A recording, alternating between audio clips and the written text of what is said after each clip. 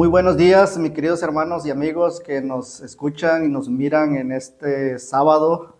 Ah, Mi nombre es Darinel Velázquez y estamos aquí en esta mañana listos para poder repasar el repaso de la lección de esta semana que lleva por título Las plagas. Yo creo que fue una lección muy importante para cada uno de nosotros, pero me gustaría tener una palabra de oración antes del estudio de esta mañana. Oremos. Querido Dios y amante Padre que estás en los cielos, Señor, te damos las gracias en este sábado porque nos permites reunirnos y también poder estudiar tu palabra, y en estos minutos que vamos a repasar la lección tan importante que estudiamos en esta semana, permite que tu Santo Espíritu sea nuestro maestro y el que nos enseñe y nos dirija, Señor, en este estudio. En el nombre de Jesús lo pedimos. Amén. Bueno, el versículo de memoria de esta semana se encuentra en Éxodo 9:35 y dice: y tal como el Señor lo había dicho por medio de Moisés, el corazón de Faraón se endureció y no dejó ir a los israelitas. Empieza la introducción hablando acerca de un señor que un cierto granjero intentaba que su burro se moviera, pero el burro no quería moverse. Y él dice que agarró una rama gruesa, lo azotó al suelo y entonces el burro empezó a caminar. Cuando alguien le preguntó al granjero por qué había usado esa técnica, y su respuesta de él fue que había funcionado porque lo primero que tenía que hacer es llamar la atención del animal.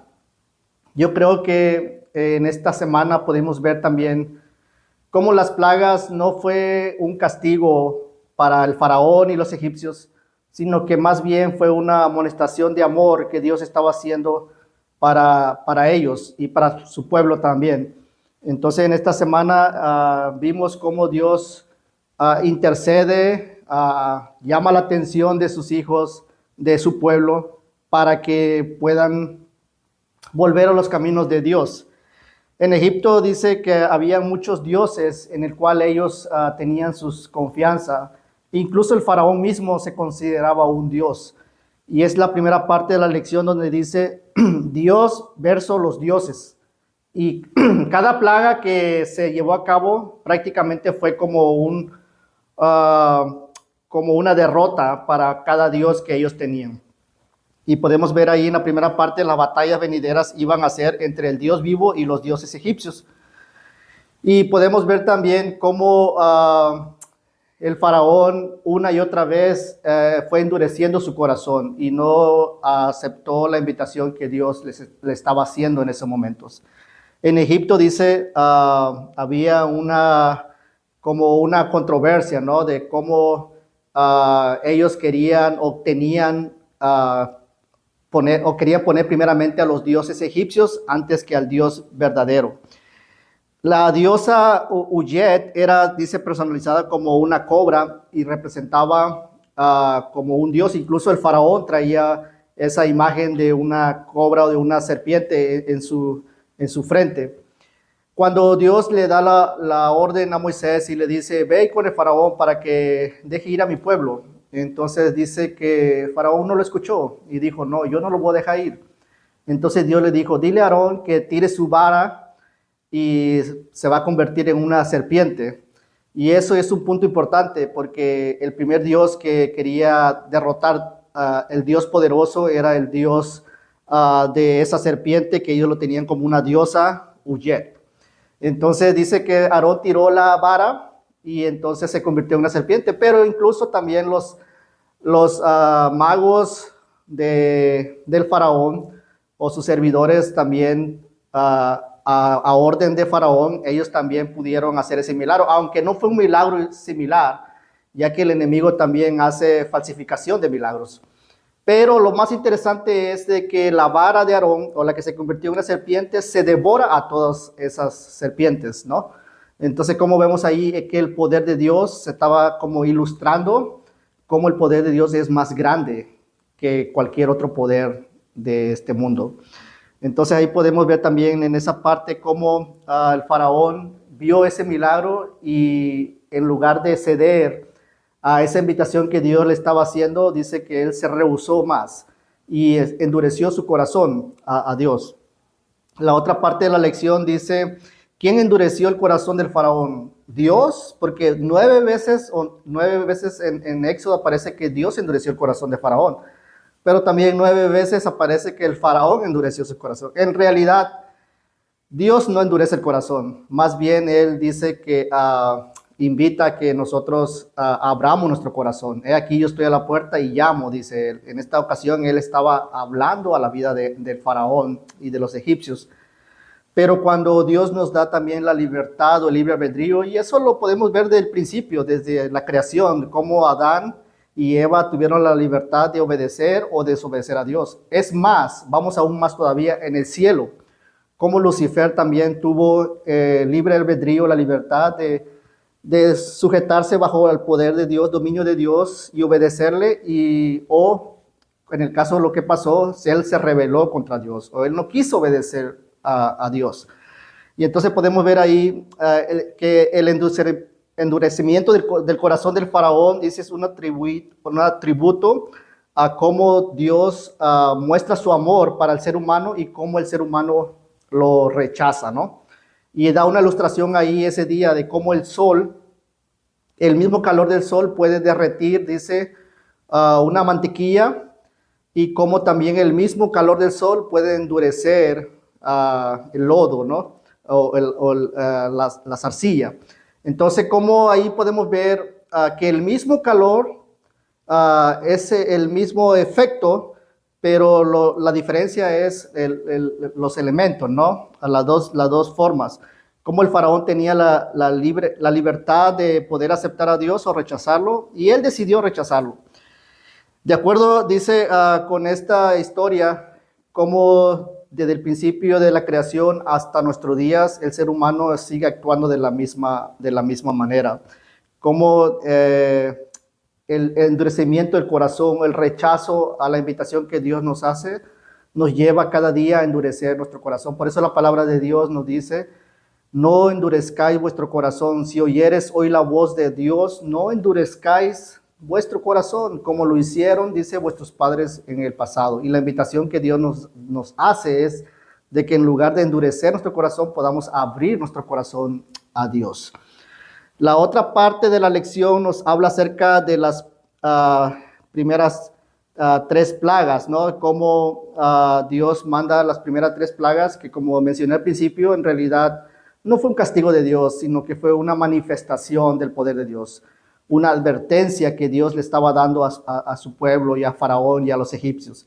Cómo cada plaga iba a derrotar, a destruir o a desmascarar, ¿no? Ese Dios falso que ellos tenían. Así que las 10 plagas de Egipto no iban dirigidas al pueblo de Egipto, sino cada, dice, plaga iba en contra de los dioses. Y la primera plaga iba dirigida contra Hapi, que era el dios del río Nilo, ¿no? De las aguas. Como la vida en Egipto dependía totalmente del agua de ese río. Y cómo podemos ver también que el verdadero agua, dice Jesús, yo soy el agua de vida. O sea, Jesús es el que da la vida, no un río, no un agua. Pero más sin embargo dice que ellos tenían a ese río como un dios y ellos pensaban de que de ahí dependía la vida de ellos, ¿no? Y cómo Dios se convierte esa agua en sangre, ¿no? Y cómo ese río quedó completamente inservible, ¿no? Ese Dios. Dios, dice, dio entonces otra oportunidad al faraón y el Señor se enfrentó otra vez directamente a Jequec, la diosa de la rana, que fue de las otras plagas que envió, ¿no? En ese momento, que ellos también lo tenían como un Dios poderoso. Y ellos quisieron, dice, mostrar también su poder a través de ese Dios, de esa plaga, pero nos dimos cuenta de que el poder de Dios es más grande y más poderoso que cualquier otro poder. Y la tercera plaga que nos habla aquí, la primera parte de la lección, es acerca de los insectos, ¿no? La plaga estaba dirigida contra Geb, el dios egipcio de la tierra, del polvo de ella. Y podemos ver ahí cómo también ellos tenían ese Dios en quien ellos tenían su confianza y no en el Dios verdadero. Pensemos en cuán duro era el corazón de Faraón, que en lugar de ceder y de abrir su corazón a Dios y permitir que el Espíritu Santo obrara y permitiera dirigir su vida, él cada momento más, mirando el poder de Dios, fue endureciendo más su corazón. Hoy en día nosotros podemos ver quizás no plagas de ranas, no plagas de insectos o que el agua se convierta en sangre, ¿no? Pero podemos tener otros dioses. Satanás es el mismo poder, ¿no? Que usa la misma astucia. Claro, ahora con milagros modernizados y en nuestro ambiente que nos rodea, ¿no? Entonces podemos ver en este caso muchos quizás cosas que nosotros estamos poniendo antes que Dios. Y eso puede llegar también a ser como un Dios para nosotros. La otra parte nos habla acerca de Wathet, que era la diosa egipcia de las moscas y los pantanos. Y podemos ver también ahí cómo Dios manda esa plaga. Pero algo interesante que podemos ver ahí, esta cuarta plaga ya no les perjudica al pueblo de Dios, solamente a los egipcios. Y cómo podemos ver también nosotros en Apocalipsis, que vamos a ver o vamos a recibir o van a recibir los impíos las 7 postreras plagas también. Pero ahí dice que los que están en Cristo o los que están en el lado del grupo de Dios no van a recibir esas plagas. Y aquí lo podemos ver también mostrado aquí en esta cuarta plaga, que esta plaga ya no les perjudicó a ellos, sino únicamente a las personas que se rehusaban obedecer a Dios. La siguiente plaga cae sobre el ganado, que es el dios Hathor, o la diosa egipcia del amor y la protección. Era representada con una cabeza de una vaca y el dios toro Apis. Y ellos tenían a ese dios como un dios en quien ellos podían confiar. Y ellos tenían en Egipto, todos ellos consideraban a esos dioses como algo sagrado, como algo puro, como algo que ellos no podían como ir en contra de esos dioses, ¿no? Que en realidad sabemos que fueron dioses que no tenían ningún poder. La sexta plaga habla acerca de cómo la diosa Isis, la diosa de la medicina, la magia y la sabiduría. También vemos la derrota de las deidades como Seheb, diosa de la guerra, de las epidemias y dios de la medicina y la curación. Ahí podemos ver algo interesante, cómo ahora en nuestros días, a veces nosotros ponemos nuestra confianza más en quizás seres humanos, quizás en los poderes terrenales, estamos quizás como una enfermedad, tenemos un problema y confiamos, vamos al doctor quizás y nos encuentran la enfermedad y nos recetan, ¿no? Una medicina. Y nosotros completamente confiados en ese doctor o en esa persona, recibimos esa medicina y lo tomamos seguros creyendo de que esa medicina nos va a aliviar nuestro malestar, nuestra enfermedad. Y es posiblemente puede ser así porque ellos son capacitados para realizar ese tipo de trabajo especial. Pero a veces, tristemente, también cuando nosotros, hablando espiritualmente, tenemos algún problema en el alma, en el corazón, y encontramos aquí en la palabra de Dios la medicina, ¿no? Y a veces cuando nosotros podemos ir y confiar en esa medicina para nuestra vida, para nuestra sanidad espiritual, a veces desconfiamos de Dios o no queremos seguir las instrucciones de Dios. Así como un doctor nos dice, tómate esta medicina cada cierta hora o 3 veces al día y eso te va a ayudar a sanar. La palabra de Dios también tiene un propósito, pero a veces nosotros pensamos o creemos de que hay más soluciones mejores fuera del entorno de la palabra de Dios. Y eso es un ejemplo que podemos ver también en nuestros días. La otra parte de la lección habla acerca de Nut, que era la diosa egipcia del cielo y a menudo se representaba controlando lo que ocurría bajo el cielo y la tierra. Osiris era la diosa de la cosecha, de la fertilidad. En la Biblia dice el granizo se asocia a menudo con el juicio de Dios. Siempre Dios, antes de mandar una plaga, un castigo, un juicio, siempre advierte. Siempre Él hace la invitación. Él siempre anuncia y siempre da como una salida, una solución para que nosotros no seamos partícipes de lo que va a acontecer, ¿no? Y eso es lo que Dios estaba haciendo. Y el dios egipcio de la tormenta, la guerra y el desorden se llama Set. Tanto él como Isis dice que eran además considerados deidades de la agricultura. Shub era el dios de la atmósfera. Serapis dice personificaba la majestad divina, la fertilidad y la curación y la vida después de la muerte. Entonces, toda esa confianza que los egipcios tenían hacia esos dioses era algo que en lugar de beneficiarlos, les estaba perjudicando la vida de ellos.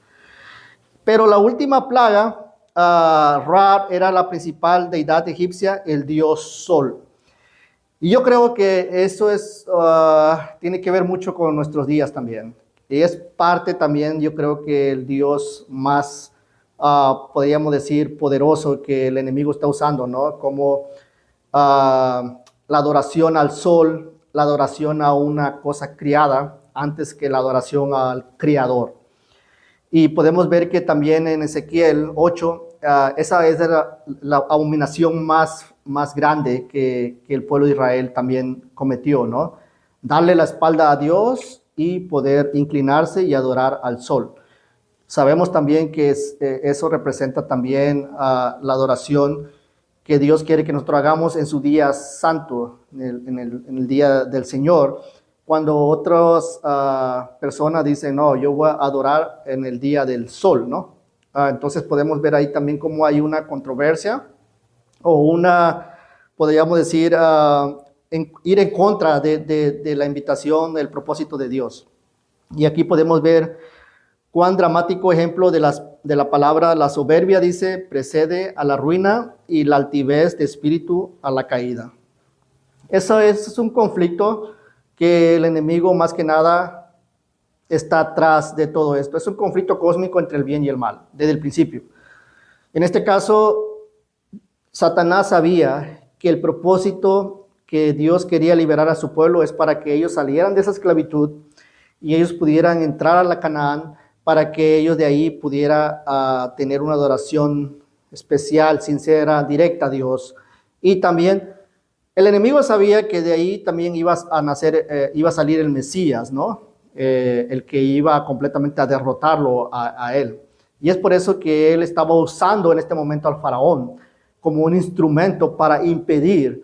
Pero nosotros sabemos de que aunque el enemigo impida o quiera hacer cualquier cosa para que no se cumpla el propósito de Dios, siempre Dios vence, siempre Dios vence. Y también en nuestras vidas, quizás nosotros podemos ver nuestra vida representada en el faraón, cómo hay un conflicto entre el bien y el mal, y nuestro corazón, nuestras vidas, es el centro, podríamos decir, de esa batalla. Ahora, nosotros ahora vivimos rodeados de muchos dioses, ¿no? De mucha idolatría.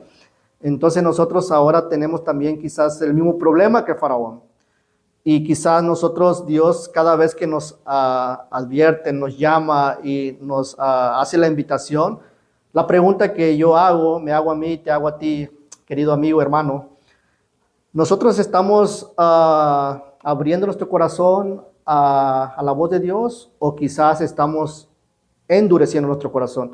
¿Cómo endurecemos nosotros nuestro corazón? Rechazando el llamado de Dios. Dice la palabra de Dios en Mateo 12:31, cualquier pecado, dice, o blasfemia le será perdonado a los hombres, pero más el que blasfeme contra el Espíritu Santo no se le perdonará. ¿Qué quiere decir eso? Cuando decimos blasfemar contra el Espíritu Santo es rechazar el llamado que Él nos hace, como ignorar la invitación que Dios nos hace. Entonces, en cada momento que nosotros vamos ignorando, rechazando, nuestro corazón se va endureciendo. Y entonces nosotros nos aferramos más a los dioses paganos antes que al verdadero Dios. Y la última parte de la lección habla acerca de cómo Dios permitió que su pueblo experimentara la terrible crueldad de los egipcios para que no fueran engañados por la degradadamente, dice, influencia de la idolatría. Es una idolatría grande que también podemos ver hoy en nuestros días, y podemos también, estamos viviendo rodeado de esa atmósfera, ¿no? Dice que el sol y la luna eran para los egipcios objetos de adoración. En esas tinieblas misteriosas, dice, tanto la gente como sus dioses fueron heridos por el poder que había patrocinado la causa de los siervos. La última plaga de cómo ellos tenían adoración al sol, Dios dice que oscurece el sol y manda tinieblas por 3 días. O sea, el verdadero sol de justicia apaga al sol falso, ¿no? A un Dios falso. Y cómo lo pone en oscuridad y cómo el verdadero poder de Dios o la luz de ese sol de justicia se manifiesta grandemente. Y entonces podemos ver que el pueblo es liberado, y eso lo vamos a ver en la lección posterior, cómo finalmente Dios libera a su pueblo con el poder maravilloso de Dios. Y eso es lo que ahora Dios quiere también hacer con nosotros, liberarnos completamente de la esclavitud del pecado y no más tener otros dioses falsos, ¿no? O adorar dioses idólatras, sino al verdadero Dios.